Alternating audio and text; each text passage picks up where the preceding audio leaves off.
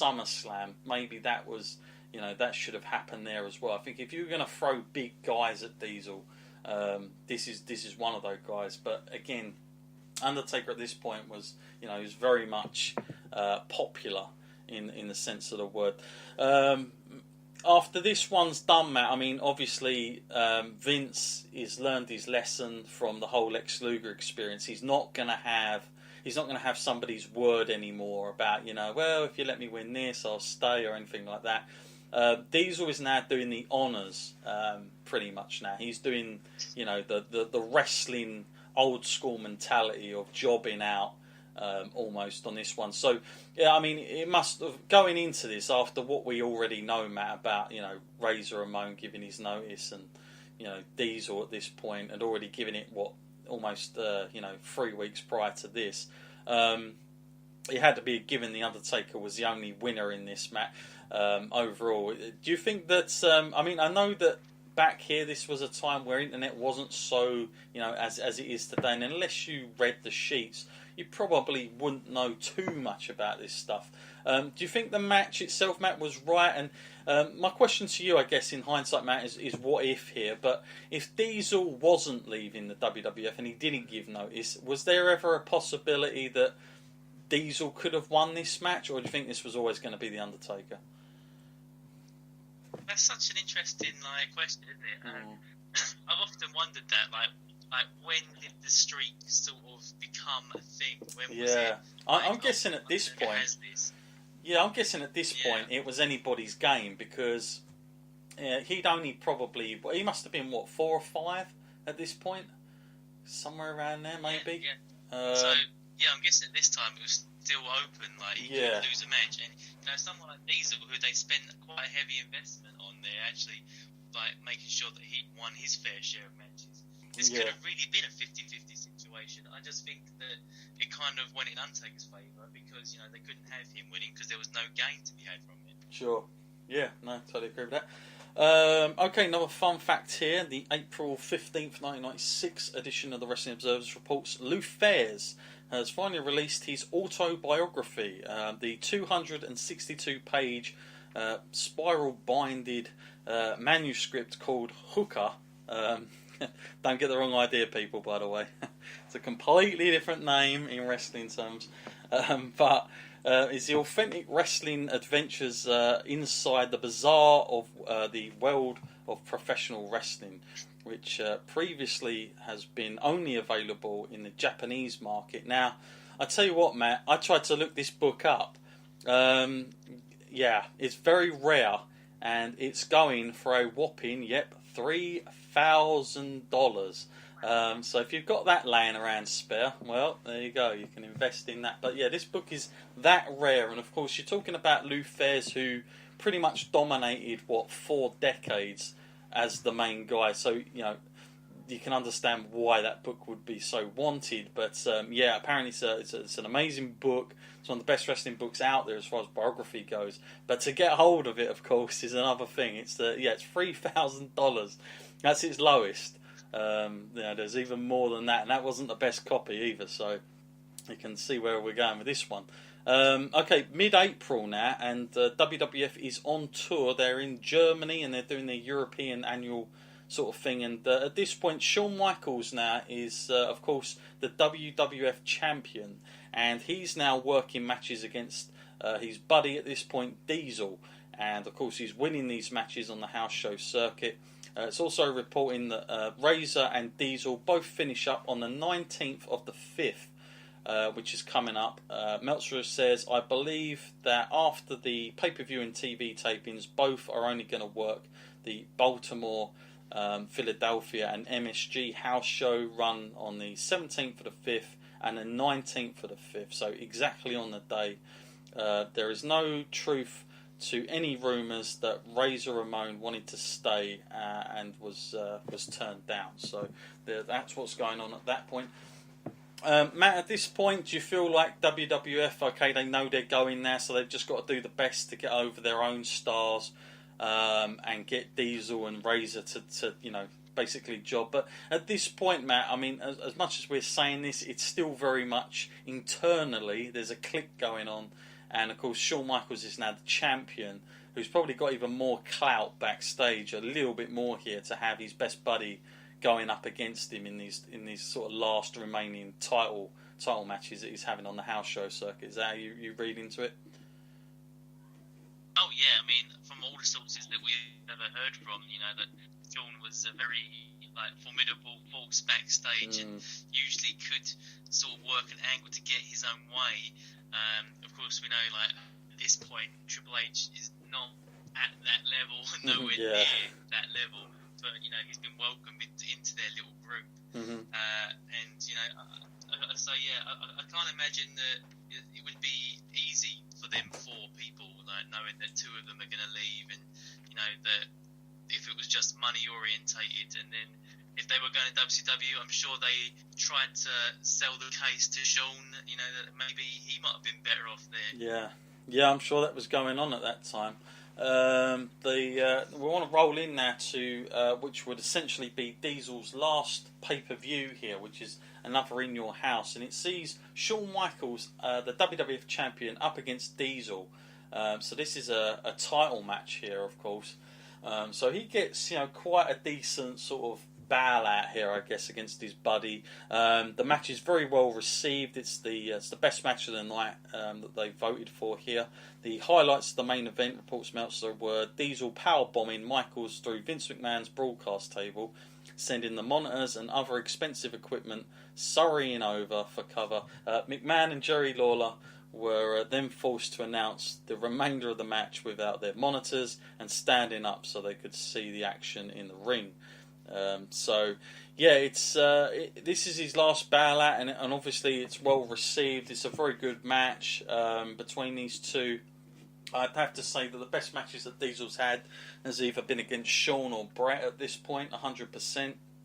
Meltzer reports this at a very high standard of 4.5 stars. So again, this is another one of those matches that I guess gets lost in the shuffle. So if you guys want to check that out, check this one out because it's a decent match. And of course it's Diesel's last one. Matt, considering of course at this point we know Diesel's going, he's now in the title match here with Shawn Michaels. Do you feel that's very sort of politics speaking there, why he's got that match, and it's just a way of just maximising as much they can get out of this before it eventually all goes away? Yeah, it has to be with the case of that, really. You're really going to squeeze every last drop out of it, I guess. Before, it's too late. Fun fact here, CBS TV is doing a show called The World's Most Dangerous Man that will profile Ken Shamrock. And it's a nice little plug segue there, everybody. I'm sure if you haven't realised by now, but you can go back on our archives and check out Ken Shamrock's timeline. But at this time in 1996, that is when that show airs. And of course, the title of World's Most Dangerous Man, this is where it all came from. It was all from the CBS documentary, and that's when everybody got to find out about him. And I'll probably say including Vince McMahon as well. Neither Ramon nor Diesel will be doing any TV jobs on the way out, it's reported at this point, which is very interesting by Meltzer. Another fun fact here involving, none other than the Ultimate Warrior. Jim Hellwig's Ultimate Creations and Titan Sports have joined together in a business partnership where Titan will promote Warrior's Gym in Phoenix and use it as a WWF training centre, and also promote his other merchandise, including his comic book. In the return, he hasn't left yet. So very interesting that those two conglomerates are pitching ideas with one another, and now they're getting involved in his gym as well. So Meltzer's reporting now as we sort of roll into what is essentially going to be the last few house shows. Business should be even stronger this weekend, as Madison Square Garden, which will be on the 18th of the 5th, is expected to do its second straight sellout, and it's expected to be the largest non-pay-per-view crowd there in many years. So it's obviously got a bit of buzz going to it.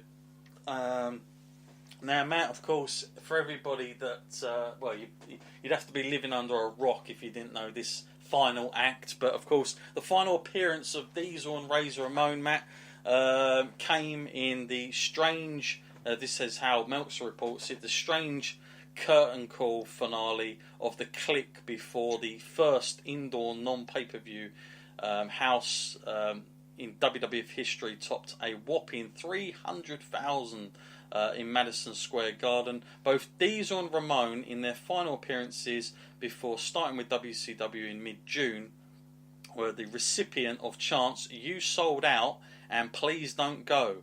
By a decent percentage of the crowd, they seemed to know what was going on the final show. Ramon was booed in his match with Hunter Hearst Helmsley, who replaced Goldust, who missed another weekend because of a knee. And then during this match, he was getting the chance of "You sold out." The chant did the job. After the match, he grabbed the house mic, and before he could get more than a few words out, panicked WWF officials came running out of the back and cut off the power. I guess that could have been a pre-pipe bomb right there, maybe, Matt, from Razor Ramon if he'd got his words out. As it all was, all Ramon ended up saying was something to the effect of telling people to say goodbye to the bad guy. So no real harm in what he was going to say anyway. However, it wasn't over for the bad guy just yet. After a very strong main event cage match between Shawn Michaels beating Diesel to keep the WWF title, it was time for the curtain call. Michaels had won the match by walking out of the cage after Diesel was laying inside the cage after being super kicked. After the match, Michaels kissed Diesel, who revealed like the frog kissed the princess, and was revived almost in a sudden quickness, and the two hugged in the ring. Diesel got a lot more cheers during the match than most could have ever figured out. And of course, then this brought down Ramon, and fellow Click member Helmsley then came into the ring, and the four got together in all four posts and gave the Click signals to the fans, some of whom were teary-eyed, reports Meltzer, and saying it was one of the best moments of wrestling in Madison Square Garden. Supposedly, the final display wasn't approved by the WWF officials, but it got over great with the audience. So, this moment, Matt, it gets spoken about a lot. Depending on what side of things you look at it from, it's seen as one of the most disrespectful things to ever have done. Where do you lie with this, Matt? And first of all, let me ask you in two different ways here, because I guess there's two ways of looking at it. As far as a fan, Matt, where do you lie with that act and how it all went down, that moment for you? For me, I think it was acceptable. I think it was a nice gesture for them to come out there and show their solidarity. At the end of the day, they're all wrestlers. I mean, you may be going to different companies, but you're all doing it for the same love of the business, and it's great that you can make friends like that and bonds like that, and to let the fans be a part of that is something else that's equally just as good. And these days, it doesn't really happen a lot, but when it does, it's not really frowned upon too much. I've seen it happen a few times in recent memory, like even at the NXT that we was part of. The Four Horsemen came out and they did that, even though they're supposed to be on different levels of rivalries there. But it's nice to be a part of them, like new memories. Yeah. To be punished for something like that is just, it doesn't really sit well with me. Yeah, I mean, there's two ways of looking at it. I guess if you're Vince McMahon, you've been promoting, your dad's promoted there all those years, and if you've got that old school mentality of the wrestling business, it's seen as a bit, they totally come out of character and they're doing this. But the thing that gets me about this is why I don't really buy into it as much, because okay, I know it's Madison Square Garden, and obviously they've come out of character, but they've done it right at the end. They haven't just done it during the match. And the other thing with it is that it's not exactly. It was never produced for TV. This was just the moment was supposed to just stay there for those fans, and I think it would have been totally different. I might have